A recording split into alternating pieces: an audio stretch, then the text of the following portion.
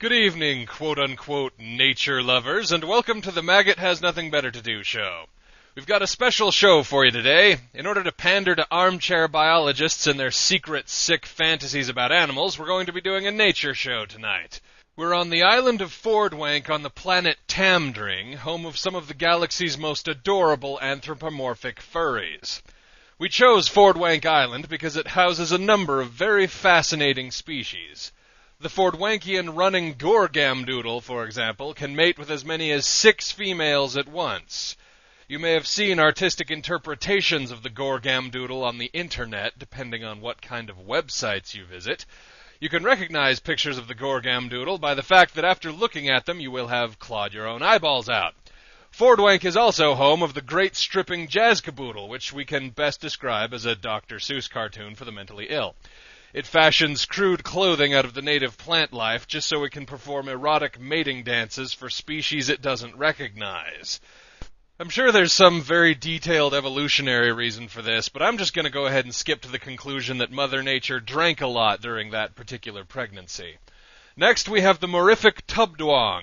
This creature frightens predators by speaking in a subdialect of its native language and participating in wildly inaccurate drive-by shootings. Where they get the cars is a matter of great contention between Tamdring biologists. Deeper into the jungle, we find the rare yellow-feathered jackass. This exotic parasitic marsupial survives by telling every animal that passes by that it needs food to pay for a bus ride home. These creatures are highly prized by hunters for their ability to die when shot. Now we're going to move up to the ancient Nopissenme River, home to Fordwank's exotic aquatic species. Today we're going to try to catch one of the rare opal-skinned lawyerfish. The lawyerfish have developed a very unique defense against predators. Sometime around 3500 BC, Snarfhawker rendering, the lawyerfish were being hunted to extinction. But through a strong lobby and a primarily Republican Congress, the lawyerfish successfully bought the patents on eating lawyerfish, declaring it illegal for any other species to do so. This gives rise to the great spectacle known as the lawyerfish migration.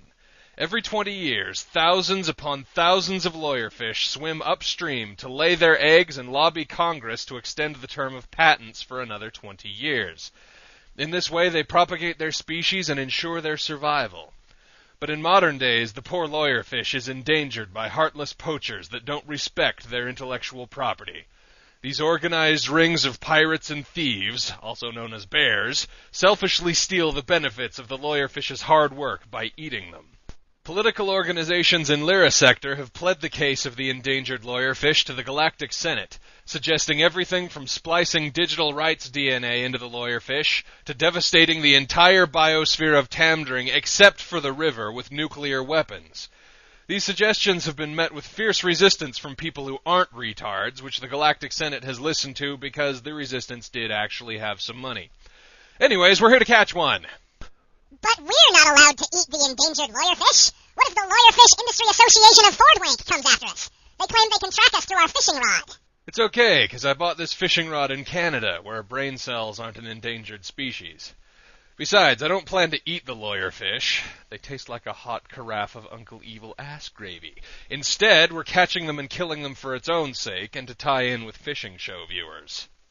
Doesn't that mean we're supposed to sit on a boat and talk about lures and fly rods while we secretly lament how fat and ugly our wives are? We're not becoming a fishing show, we're just pandering. It appears you have a... Oh boy! I got one, Mommy! Do not ever call me Mom again. What are you doing? Don't you know that catching a lawyerfish is wrong? You wouldn't steal from a store. You wouldn't steal a car. You wouldn't bludgeon an old lady to death on the street for not giving you her purse. I wonder if he realizes who he's talking to. You wouldn't incinerate the entire service of Wagabesh 3 just because their president refused to shut down a call center. Apparently he doesn't. So why are you eating lawyerfish? Eating a lawyerfish is stealing. What, you think you can't get caught? Do you know what the penalty is for stealing intellectual property? Well, we have a basis to determine punishments in Lyra Sector. Take the perceived damage an act causes, then multiply it by the number of people who just don't give a shit about it. That's why murder is 10 years in jail, but violating copyright is something like 38 consecutive death sentences. How do you have consecutive death sentences? It doesn't have to make sense. They just have to write it down, and then they consider it real.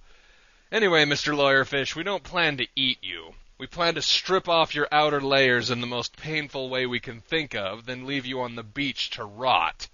Since we're not allowed to derive any sustenance from your carcass, you can die slowly on the burning sand, content in the knowledge that your death had absolutely no meaning. You guys are jackasses! Consider it karma. Anyway, now that the fishing show and Slashdot reader pandering is done, we're moving on to the disgusting alien childbirth section, which every nature show inexplicably includes. Ooh! Can we do a spot on the silver-tongued politician? They give birth anally! Having watched videos of that, I can safely say that the psychological cost to our viewers is somewhat greater than the cruel chuckle we would derive from it. So?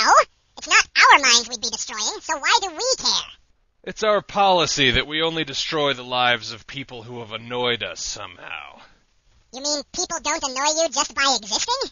I only have so much ammo. As such, I place the bar slightly higher than that. I.e., when they let you know they're existing. Pretty much. As you can see, viewers, we are about to embark on a typically horrific miracle of nature as we watch the blatant black-nippled framsing give birth to its young. Like most mammals, the framsing gives birth to live children.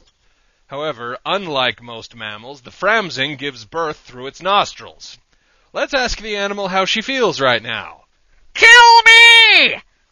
Well, folks, that's it for the Maggott Show this week. Tune in next time or find out how the black-nippled framsings get impregnated.